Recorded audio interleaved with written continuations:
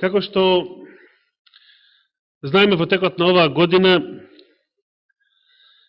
многу проповеди од ова место беа одржани на тема оправдание со вера. И јас би сакал денес да продолжам онаму каде што застанав, проучувајќи ја темата за празникот Јом Кипур, еврејскиот празник Јом Кипур, или денот на помирувањето. Тоа беше проповед од некаде пред месец дена. Така, точно, на 8 октомври беше одржана, бидејќи тогаш беше Јом Кипур. Тогаш беше, според еврејскиот календар, денот на помирувањето.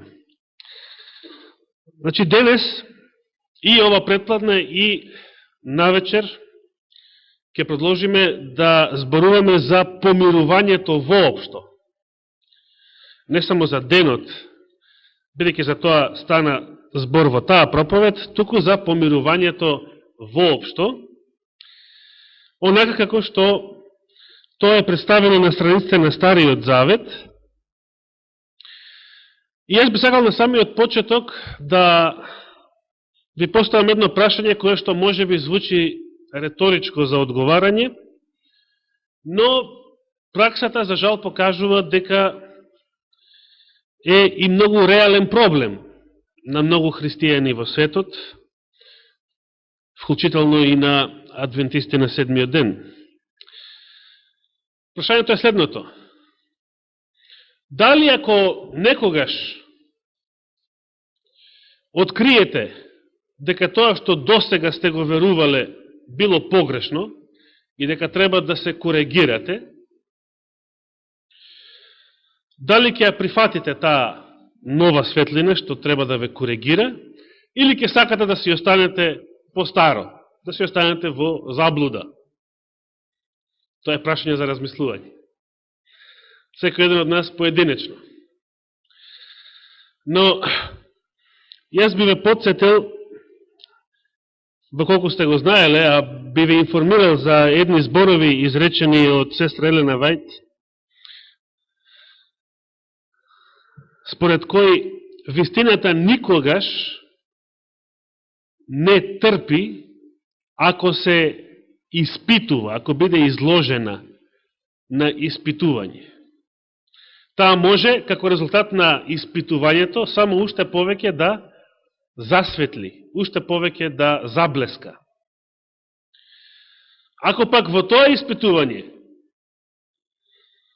откриеме дека нешто што сме верувале и мислеле било погрешно, или дека било заблуда, тогаш ние не треба да се плашиме од тоа откровение, значи да бегаме од вистината, туку, ако испитувањето открие дека сме биле во заблуда по некое прашање, тогаш е време да се коригираме. Вака ги парафразирав незините зборови, колку што се сеќавам на нивниот оригинал на англиски јазик. Меѓутоа, и без овие неизини зборови, верувам дека секој еден од нас, како човек воопшто, не би сакал со сила да остане во некоја заблуда, само затоа што таа заблуда е можеби омилена. Самите луѓе велат вистината е подобра, дури тоа кога е лоша. Дури тоа кога е болна. Што сакате? Болна, тешка вистина или сладка заблуда? Во што сакате да живеете? Зошто е подобро да се живее во вистината, макар и ако е болна? Зошто е подобро да се живее во реалноста, макар и ако изгледа тешка таа реалност, отколку да се живее во заблуда? Затоа што вистината, како прво, самиот Господ рекол, ќе ја познаете вистината и вистината ќе направи што? Вистината ќе ве ослободи. Многу интересни зборови таму во Евангелието според Јован, 8 глава. Вистината ќе ве ослободи. Сакате да бидете слободни? Значи, дури ако вистината е тешка, дури ако вистината е болна, вистината е таа што ќе ве ослободи. Спротивно на тоа, заблудата е таа што ќе ве држи во некакво робство. Сега, робството може да биде и сладко робство. Например, од една страна робството е поим за нешто тешко, мачно, дури и неподносливо, но од друга страна е нешто сладко. Израелците додека биле во египетското робство, поднесувале многу маки, неволи, страдања, меѓутоа им било многу пријатно да јадат од египетските лонци, како што понатаму сведочеле кога веќе се наоѓале на пат кон ветената земја по пустината. Тогаш ги барале египетските лонци, бидејќи им не достигале. Сакале да се вратат на египетската храна, на египетските навики, затоа што не им се допаѓала пустината. И ние поминуваме денес низ пустина, бидејќи Божите ветувања не се уште реализирани во целост. Дори со второто Христово доаѓање, дури со Божјето царство на оваа земја, после страшниот суд, после воскресението, општото воскресение и на праведниците, и на непокајаните грешници и нивниот суд, дури со безсмртноста и со сето оно што Господ го ветил, а со својата сила и го докажал, во многу случаи низ историјата, најмногу кога самиот Божи син живеел и чекорел по оваа планета, дури тогаш ќе бидат реализирани Божите ветувања во целост. Затоа и ние на пат кон Божјето царство се наоѓаме низ пустина, и во оваа пустина, че оваа пустина не е рајот што Бог го ветил, оваа пустина тука. Ние сме на пат кон Божјето царство. И иако уште сега можеме да живееме во една рајска атмосфера, да живееме во радост и во благословите што Господ ги дава, кои што доаѓаат од верата, сепак ние сме на пат, ние сме во пустината. И додека сме тука, ние ќе се соочуваме со неволи, страдања, тешкоти и нема се да биде розово, нема се да биде сјајно, но сепак вистината е таа што ќе не ослободи од секоја неволја, од секоја страдање, од секоја искушение, од секоја мака. Само вистината е таа која што може да не утеши во тој момент, да ни помогне да ги совладаме тие неволи, да излеземе како победници и да продолжиме да чекориме напред на патот кон Божјето царство до денот на второто Христово доаѓање. Или пак до последниот ден од нашиот живот, бидејќи со смртта завршува времето на милоста, завршува и борбата, и следното што предстои е воскресението, судот и за праведниците Божието царство, Божијата награда. Кога зборуваме за помирувањето, битно е да забележиме дека досега повеќето христијани, како што говорев во текот на оваа година, вклучително и адвентистите на седмиот ден, имале погрешно сваќање за самото оправдание со вера. Всушност, оправданието мнозина и воопшто не го гледале по пат на вера или преку вера, туку на други начини, зашто зборувавме детално во минатото, но сега би сакал да укажам на тоа дека погрешното разбирање на Евангелието, на некој начин погрешно ги толкувало и ги толкува и старозаветните символи од старозаветното светилиште. Да се подсетиме за пример од денот на помирувањето. Што кажавме во врска со прашањето на кој начин се оправдувал старозаветниот израелец, дали со својата жртва за грев, што ја принесувал од своето стадо, било кога во текот на годината, кога ќе сгрешил и сакал да се покае за својот грев, или пак се оправдувал со жртвата на првосвещеникот, принесена на Јом Кипур, односно на денот на помирувањето. Кажавме дека израелецот не се оправдувал со својата жртва. Тој тогаш добивал простување, му било простено,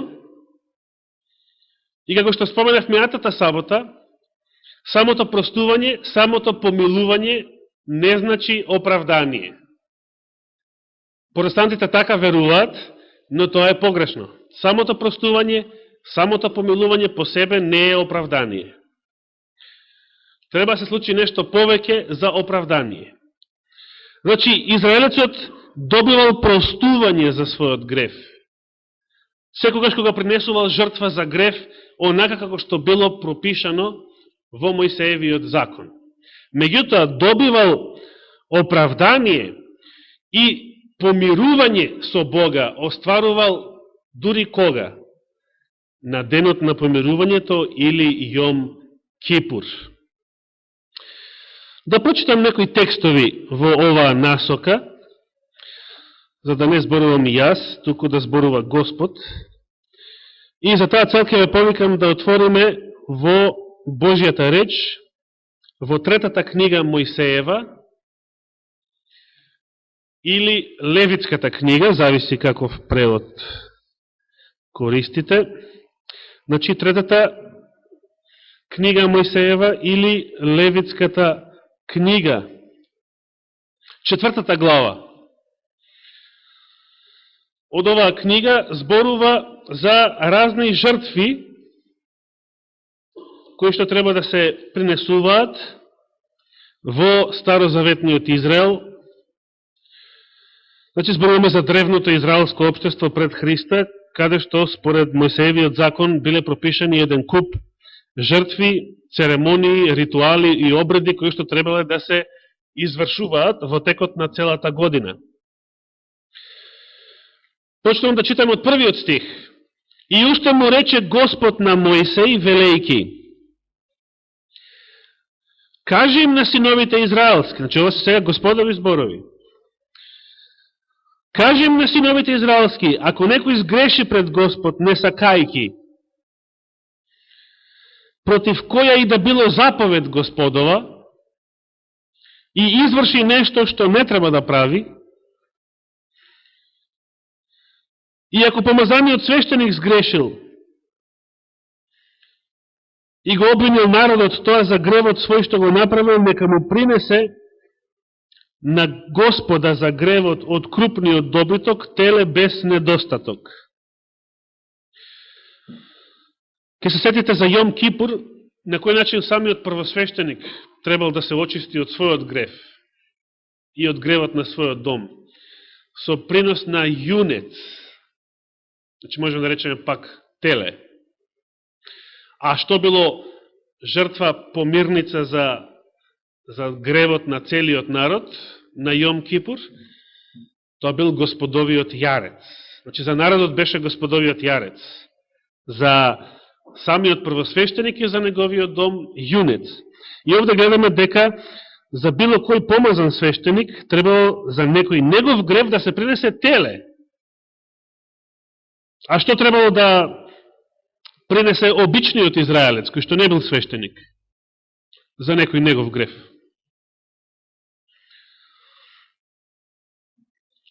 Да прочитаме во истата глава, 27 стих, понатаму. 4 глава, 27 стих.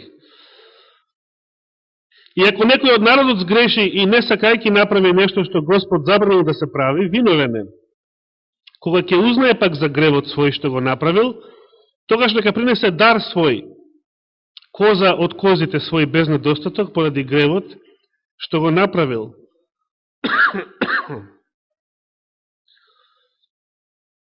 Зошто свештеникот, било кој свештеник, па и првосвештеникот, принесува теле за својот грев, а обичниот народ во случајов коза, има на други места јагне женско и така натаму во различни ситуации. Затоа што гревот на свештеникот во Божји очи е каков? Во однос на гревот на обичниот верник. Поголем.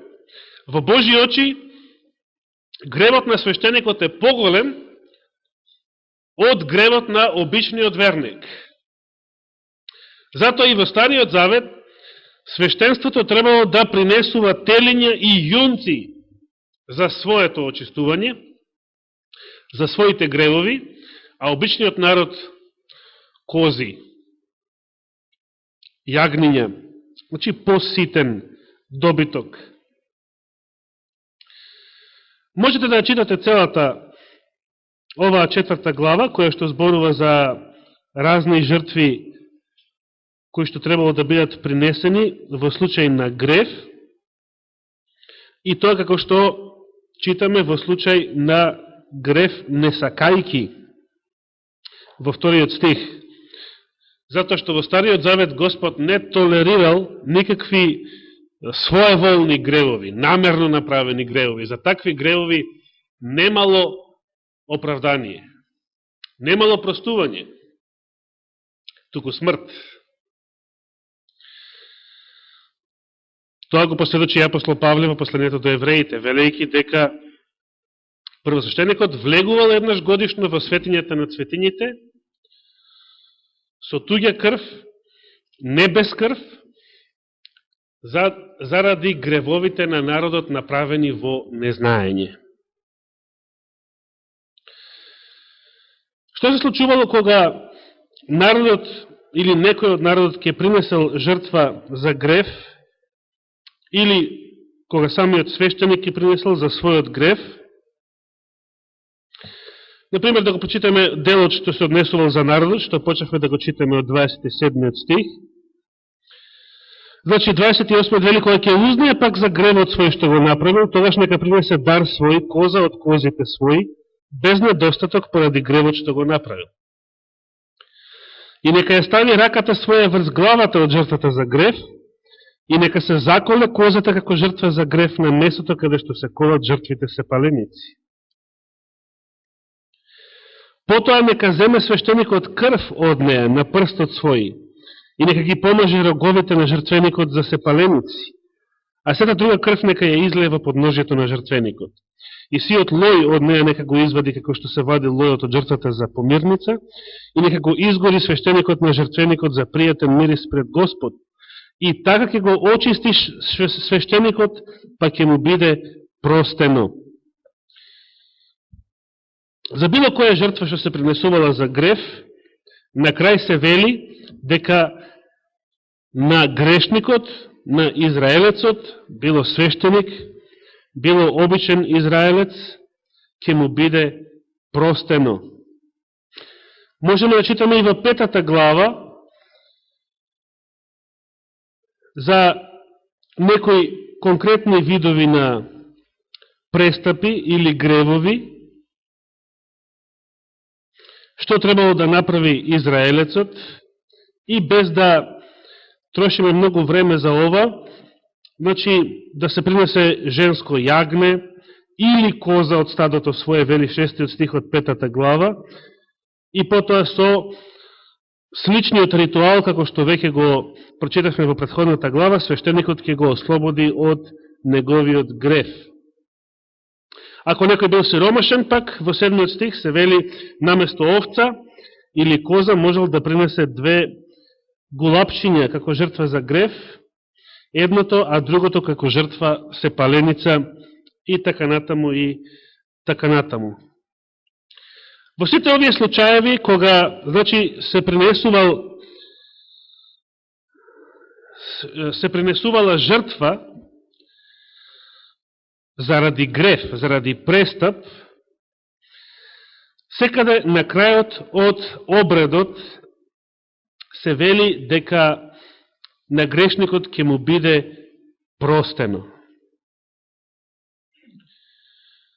Меѓутоа, тоа простување не значи оправдание. Со таа жртва што ја принесувал грешникот било кога во текот на годината, не се менувал неговиот законски статус од виновен, тој не станувал невин, или, како што рековме минатата сабота, од неправеден не станувал праведен само затоа што му било простено. Само затоа што бил помилуван, со други зборови.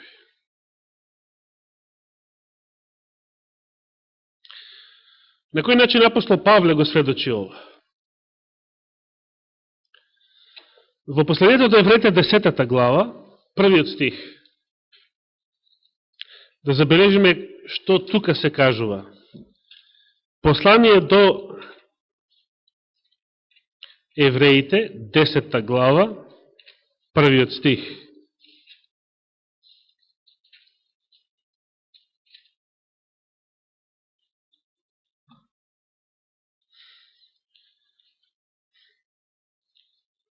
Бидејќи законот ја има само сенката на идните добра. Значи, сенката го навестува она тело што доаѓа во иднина, идните добра. А не суштината на работите, никогаш не може со оние исти жртви што се принесуваат секоја година, да ги усоврши оние кои пристапуваат. Зошто тие жртви кои што биле пропишани во законот не можат да ги усовршат верниците? Затоа што кога би можеле, вели апостол Павле, тие жртви би престанале да се принесуваат. Некогаш би требало да се престане со принесување жртви за греф, ако повеќе не се греши. Ако верникот е веќе усовршен.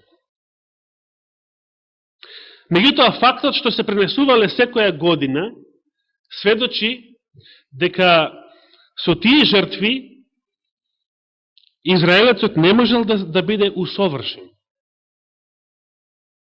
Но понатаму апостол Павле кажува што е суштинската причина зошто луѓето се враќаат повторно на греф, зошто луѓето ги повторуваат своите гревови.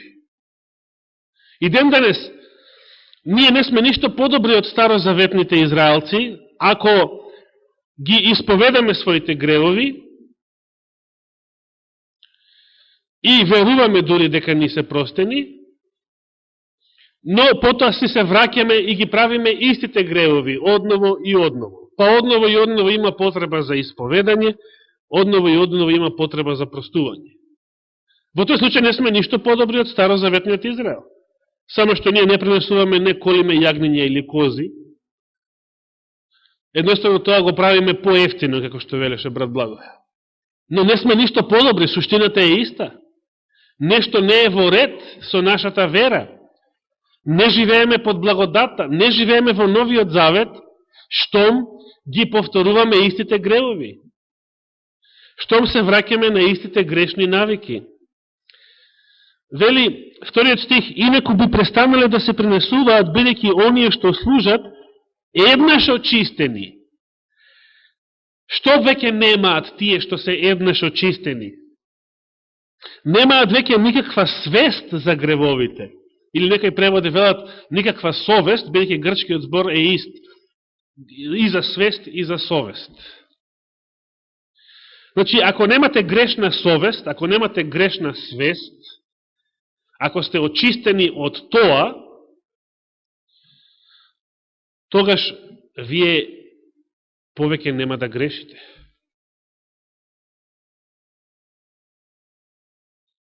Звучи фантастично.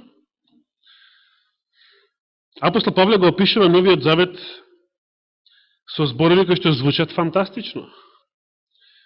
Оној кој што е оправдан со вера, оној кој што е измиен, очистен со Христовата крв, тој повеќе не греши.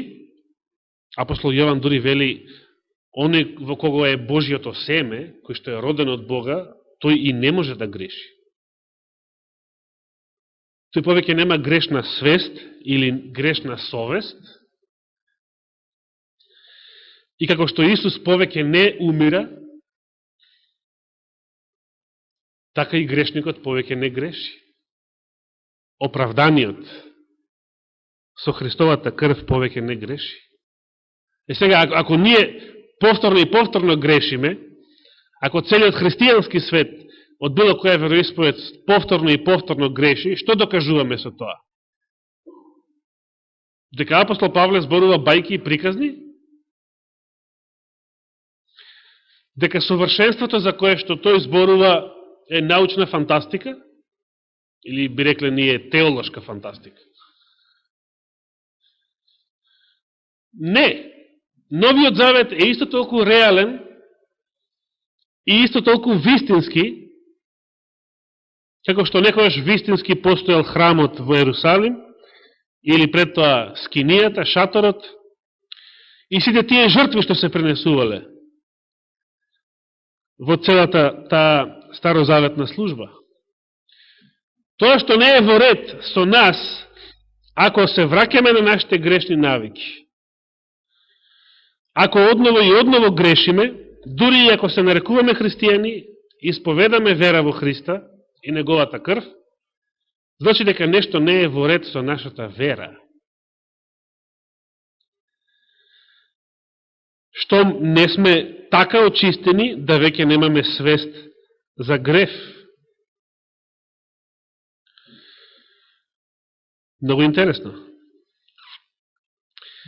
Постојат многу адвентисти и теолози кои што веруваат дека тогаш кога израелецот ја пренесувал жртвата за греф, тогаш тој се оправдувал со таа своја жртва.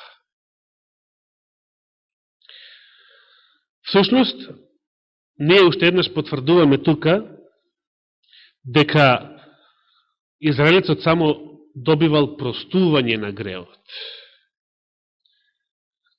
Но таа жртва не можела да го оправда. Таа жртва не можела да го очисти. Таа жртва не можела да го усоврши. Бидејќи тоа единствено може да го направи Христовата жртва. Овие жртви, или курбани, според законот требало да се пренесуваат секојаш кога луѓето ќе сгрешат. И секојаш кога грешат, пренесувале жртви. Штом постојано пренесувале, секоја година пренесувале, тоа значи дека тие не биле очистени.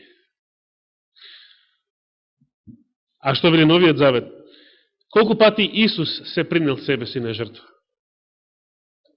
Еднаш. Штом Исус еднаш се принел себе си на жртва, еднаш умрел, еднаш воскреснал и повеќе не умира, што кажува тоа? Дека таа жртва е доволна, дека таа крв е доволна, не треба ништо повеќе, за да бидете така очистени, за повеќе да не се греши. Да бидете очистени од внатре, да биде променета вашата природа, или вашата совест, или вашата свест. Да бидете ново создание, нова личност. Значи, израелецот бил само помилуван, а вистинското оправдание, вистинското очистување требало да дојде со Христовата крв. А символ на тоа очистување бил Јом Кипур, денот на очистувањето. Кога првосвещеникот принесувал жртва за очистување и помирување за гревовите на целиот Израел. Сега тука доаѓаме до еден друг момент. Рековме дека битен елемент, суштина на Евангелието, на вистинското Евангелие, на едното Евангелие, представува неговиот објективен елемент, што се однесува за целото човештво, универзално. Дека Христовата смрт универзално го откупило целото човештво. Со други зборови, Христовата смрт обезбедила универзално законско оправдание за целото човештво. Законскиот статус на целото човештво, на сите луѓе се променил со Христовата смрт. Не со нешто што тие направиле поединечно или ќе направат. Но тогаш кога луѓето веруваат во оваа вистина, тогаш се случува поединечна промена во нивниот живот. Тогаш се случува оправдание со вера. Тогаш Светиот Дух ги прави луѓето праведни.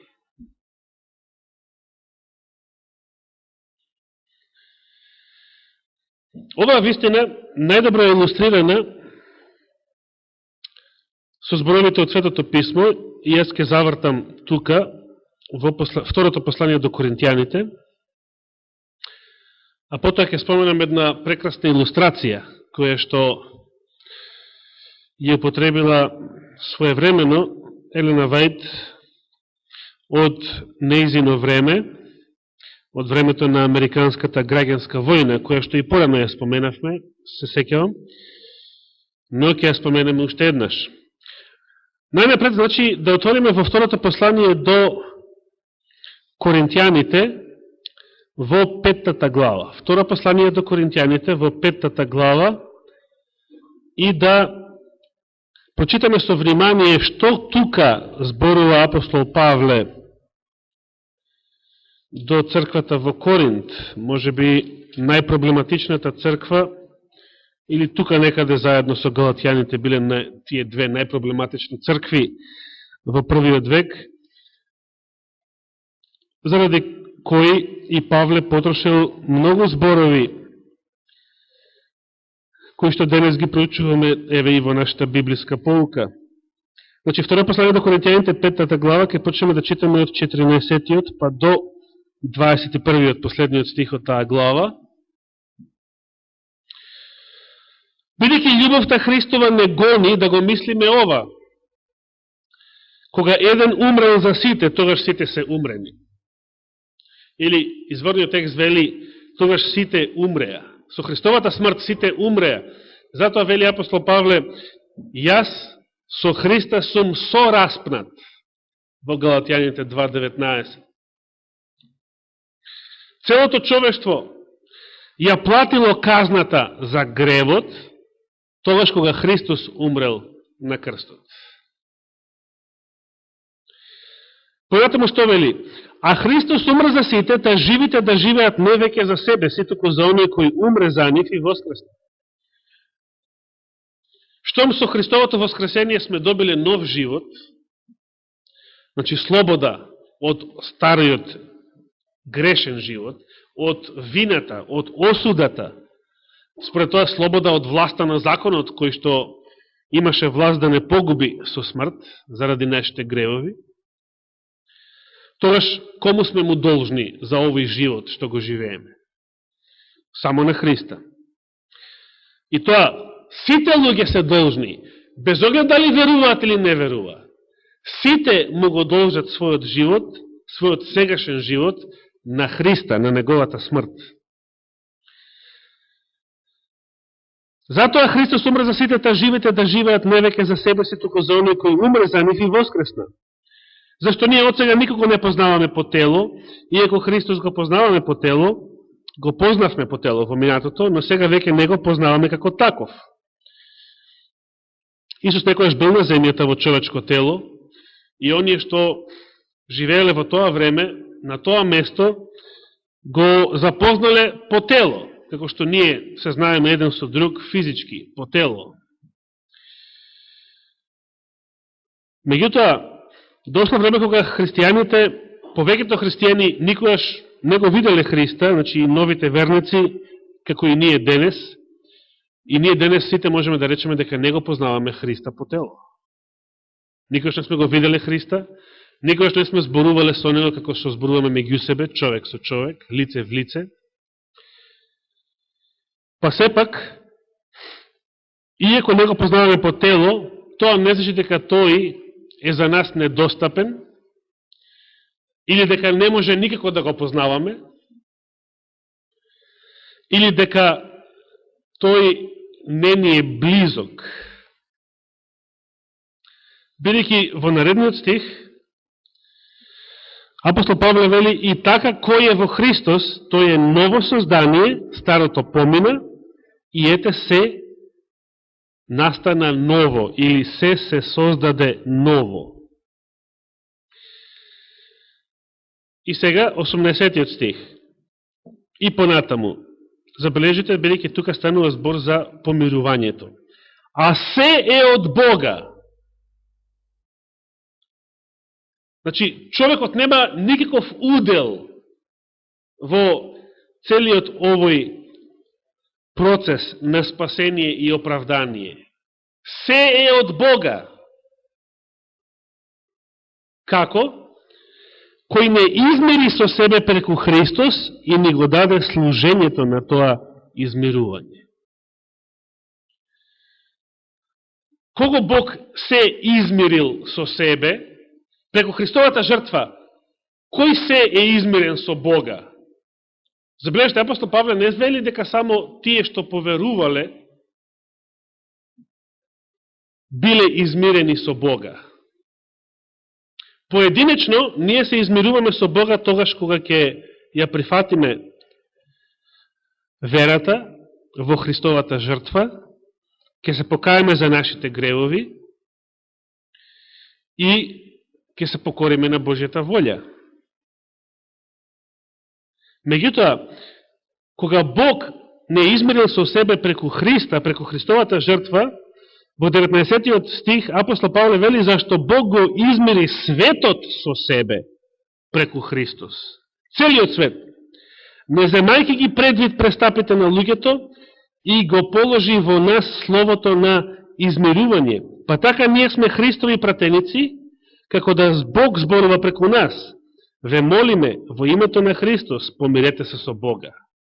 Сега ги објасниме овие зборови и со нив ќе прекинеме, а ќе продолжиме оваа вечер.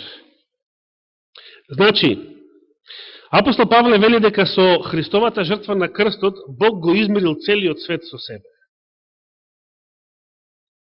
Целиот свет треба да се свати во глобала, целото човештво. Не секој човек поединечно, туку целото човештво, заедно. Елена Вајд вели во контекст на овие зборови дека преку Христовата смрт Господ го ставил целиот свет, го довел целиот свет под својата милост.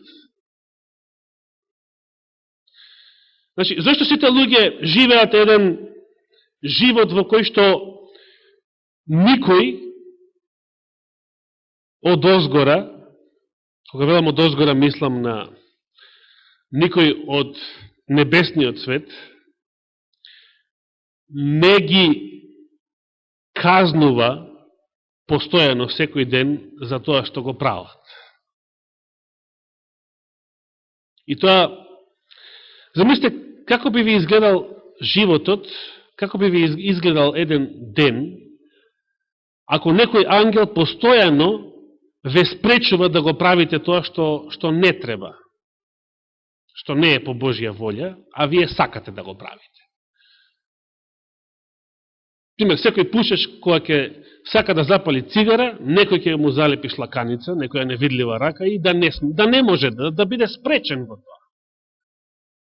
Дали би сакале вие да имате некоја таква контрола во вашиот живот? Не, тоа би било безсмислено. Зошто? Бидејќи суштината на животот, зашто Господ не создал, е да ние од своја волја, од љубов, живееме во Негово друштво, според Неговата волја, а нема смисла кога е тоа без нашата волја.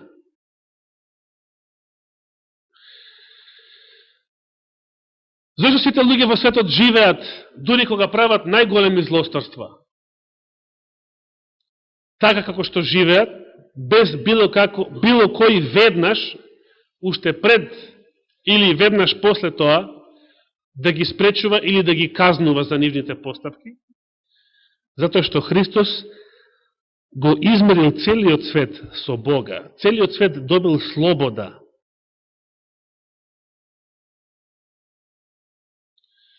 Преку Христовата жртва. Но сега што?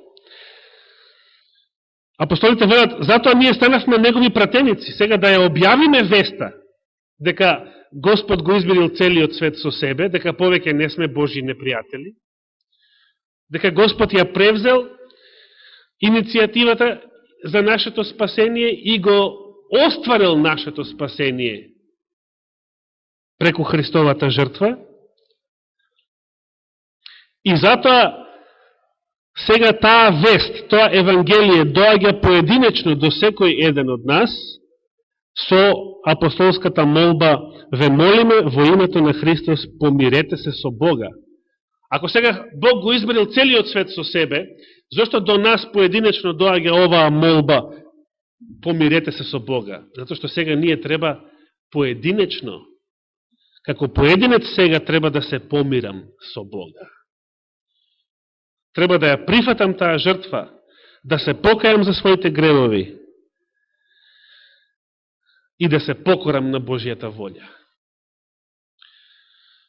Најбавиот пример со кој што Елена Вајт илустрирала оваа вистина представува така наречениот закон за еманципација или укинување на робството во Соединетите Американски држави, кој што председателот Линколн го подпишал во јануари 1863 година, среде граѓанската војна во Америка.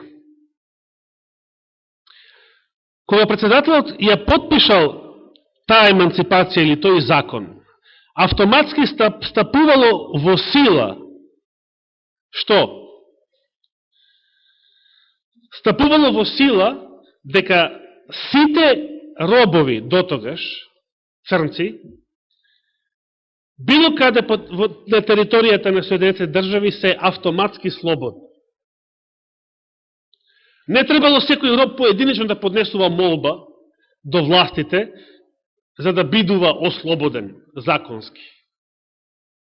Туку со еден акт од страна на председателот, сите автоматски станале законски слободни.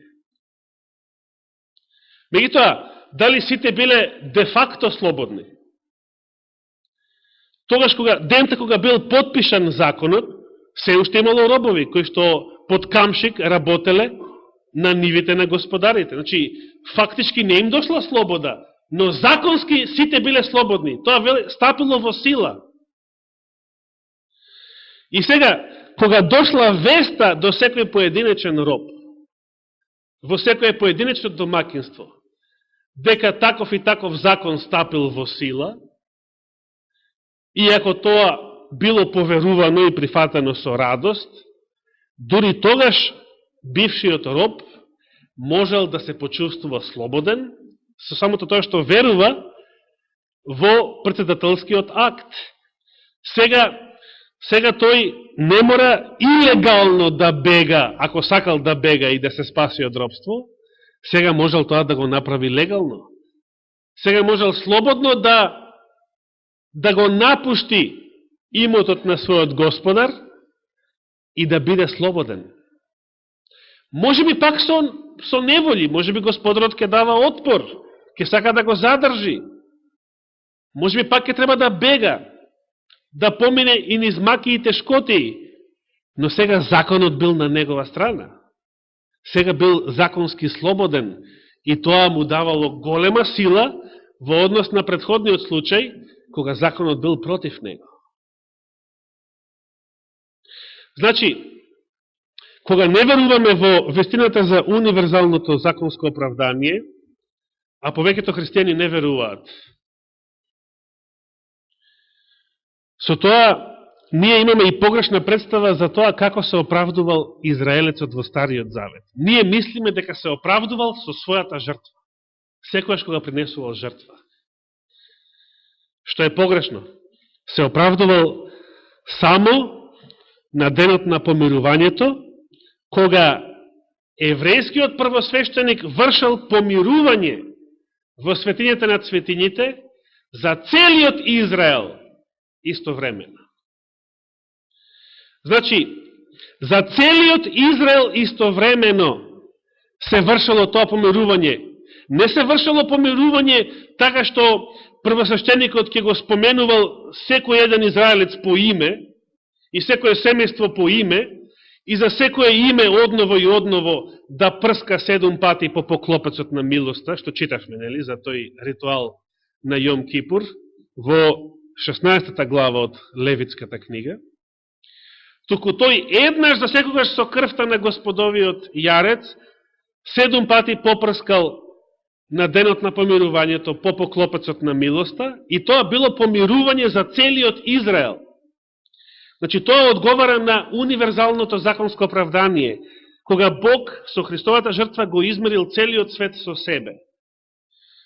Сите исто, значи, заедно, целото човештво, целиот свет бил законски оправдан со Христовата жртва, иако тоа не значи дека секој човек поединечно бил фактички ослободен од гревот и фактички оправдан. Тоа се случува дури кога секој човек ќе ја поверува вистината на Евангелието, ќе ја прифати таа жртва и ќе ја доживее таа промена, таа преобразба под дејство, со силата на Светиот Дух. Што направиле адвентистите на седмиот ден? Тие го побркале помирувањето со небесниот истражен суд. Меѓутоа, ако за небесниот истражен суд веруваат дека се случил на истекот од 2300 вечери и утрени, како што вели изворниот текст, или дека заседнал од 1844 година наваму,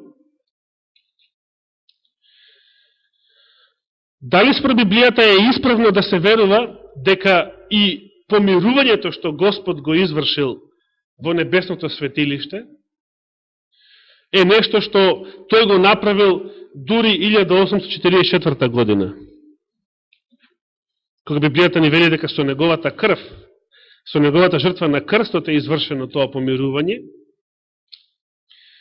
и тоаш кога се вознел по воскресението и кога била призната и прифатена неговата жртва од страна на Отецот, тогаш де факто тоа помирување било во сила за целиот свет.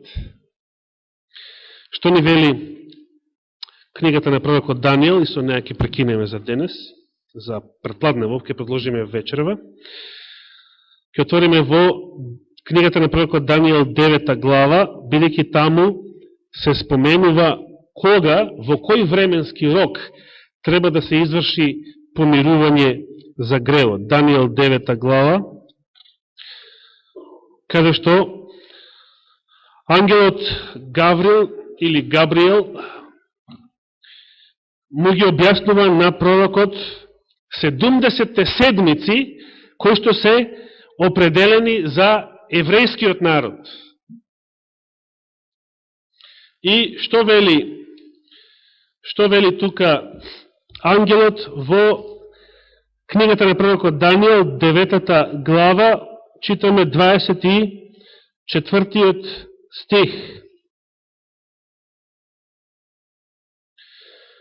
70 седмици се определени за твојот народ и за светиот твој град, за да биде крај на престапот, за да му се стави печат на гревот и избришани беззаконијата, за да биде доведена вечната правда, за да им се стави печат на виденијата и пророците и да биде помазан светиот на светиите. Значи, во кој период треба да се случи крај на престапот, печат на гревот и избришани, а во изворниот еврејски текст вели измирени, помирени беззаконијата? Во кој период тоа требало да се случи? 70 седмици. Кога завршуваат 70 седмици? Завршуваат во првиот век. Бидејќи Христовата жртва била во средината на последната 70-та седмица. Како што тука било проречено. Значи, Библијата прорекла дека помирувањето за гревот, или во овој превод бришењето на беззаконијата, не знам како е Константинов, крајот на престапот требало да се случи во рокот од тие 70 седмици. Помирувањето е нешто што Господ го извршил со својата смрт, воскресение, и тогаш кога била потврдена неговата жртва во небесното светилиште, тогаш било извршено помирување за целиот свет. Законско оправдание за целиот свет. Од сега натаму секој кој што ја слуша оваа вест, ако ја верува, треба да се измери со Бога поединечно. Тоа значи да се покае за своите гревови, да се крсти со вода и со Дух Свети. И на тој начин да започне да живее еден нов живот.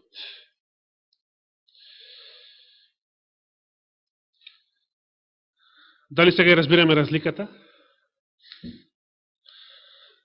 Значи, Бог не го помирувал светот поединечно, секој име поединечно, како што е тоа во небесниот истражен суд, туку го остварил помирувањето еднаш за секогаш со Христовата жртва за целиот свет истовремено.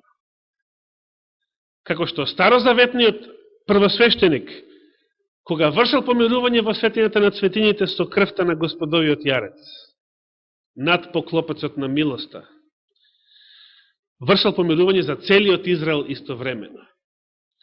Кој е тој што отпаѓал од ова помирување, од ова оправдание? Само оние кои што тој ден не ги измачувале своите души, не се молеле и не постеле, значи кои што не биле понизни како што требало според Божјата заповед.